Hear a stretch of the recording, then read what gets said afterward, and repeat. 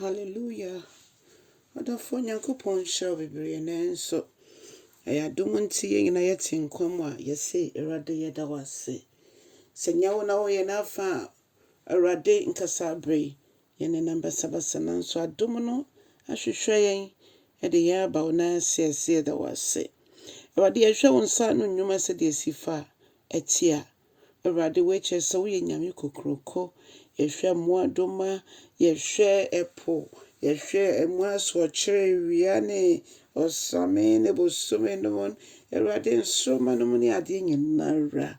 Awurade keka wei nyinaa bɔ mu. Mpo deɛ ɛkyɛn so yɛhwɛ nipadua yi a ɛfi yɛn ti so bɛka yɛn nan ase a sɛdeɛ wosi fa hyehyɛ nipadua po ɛborɔ adwene ne nteaseɛ so. Yɛbɛkɔ so ada wo ase, Onyame nwanwa. Ɔde ne ho Nyankopɔn, yɛpagya wo din kronkron no. Awurade yɛkamfo sansa woyɛ nyame a wo deɛ yɛntimi mfo biara nto wo ho. Ɛnnɛ nso ma yɛayɛ krado sɛ nyame nkronkron bɛkasa de akyerɛ yɛn na yɛate wo ase yie berɛ a yɛtwɛn wo ma yɛn. Ɛde ahyɛ Yesu Kristo din anuonyam. Yɛda wo ase wɔ w'adom no nti. Amen. Ɔdɔfo ɛnnɛ nso mema wakɔ abade ba wote aseɛ sɛ dwumadie yi so. Na yɛafa yɛkenka nsɛm efi Yohane Asɛmpa 8:9 ne nkyekyɛmu baako kɔsi 9. Yohane Asɛmpa 8:9 baako kɔsi 9. Ɔse ɛma wakoma ntutu. Gye Nyankopɔn de na gye me nso di. Tena berɛ bebree wɔ m'Agya fie ɛnte saa a ɛnka menka nkyerɛ mo sɛ mekɔsiesie baabi ama mo. Na baabi a mekɔ no mese mekɔsiesie baabi de ama mo. Na Thomas ɛka kyerɛ no sɛ Awurade ɛhe ɛna wokɔ. Na ɔdɔfo Yesu sɛ osiesie saa baabi koro no wie a ɔba bɛfa yɛn. Ne de kyerɛ sɛ sɛ ogyidi ne wu Awurade mu a na ne brɛ ne dan no abiayɛ no Yesu asiesie hɔ awie na bɛfa ogyidi ne no akɔ. Ɛberɛ a wodi ne fie a Onyankopɔn hyehyɛ ma ne sɛ ɔnni wɔ asase yi so.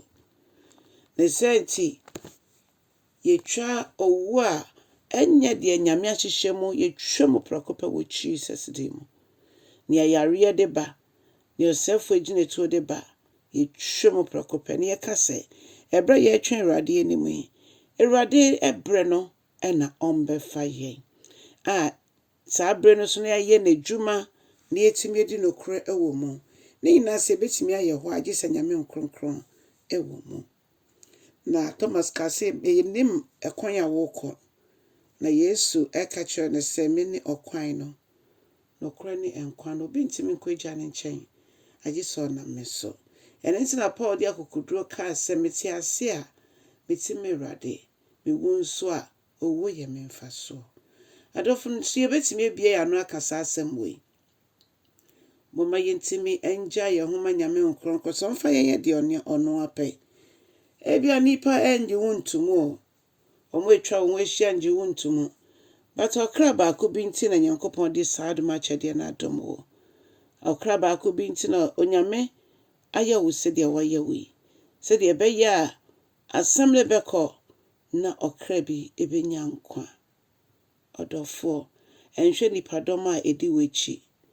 Hwɛ Jesus a wanya no na ma ne nyɛ wadeɛ nyinara. Ɛfisɛ sɛ yɛhwɛ nipa a nipa bɛma yɛn nsa asi fam. Nipa bɛdi yɛn hwammɔ. Nanso so nipa nam akwan ahodoɔ bebree so sɛ yɛpere sɛ nipa ɛbɛpagyapagya yɛn na ɔmo adi yɛn akyi. Daabi. Yɛmpa wopɛ sɛ ɔyɛ kɛseɛ wɔ ahemman no mu a brɛ wo ho ase sɛ abɔfra. Ɛno nti Yesu Kristo n'anammɔntu a ɔbɛtuiɛ no ɛno na momma yɛntutu yɛn anammɔn nsi mu. Ɛfisɛ ɔno n'anammɔn na ɛde yɛn ɛkɔ ɔsoro ahemman mu. Ɔno nko ne kwan no. Obi ntimi nkɔ Agya ne nkyɛn. Obi ntimi nka sɛ ɔkɔ akɔpɛ trabere ɛwɔ heaven wɔ berɛ a ɔnim Yesu. Ɔdɔfoɔ fa wo ho ma Yesu wae. Yesu ɔwɔ yɛn nkyɛn pɛɛ. Na ɔwɔ asuafoɔ no nkyɛn pɛɛ nanso na ɔmo nim sɛ ɔno ne kwan no.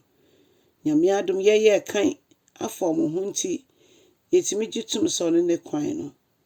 Na obi anim da a Yesu obɛsane wɔ n'ani onyam mu. Ɛna obi nso nim da a ofiri asase yi so. nti momma yɛmmɔ yɛn bra sɛdeɛ yɛnim sɛ sma a ɛda yɛnim yi ɛna Kristo ɛba sɛdeɛ ɛbɛyɛ ɔmba mbɛfom yɛn mu yeso waka kyerɛ sɛ ne mayɛ ne bɛyɛ mpofiri mu adɔfo momma yɛnsiesie yɛn ho ɛntwɛn agyenkwa no sɛ yɛyɛ firi asase so ansa na wabɔ sɛ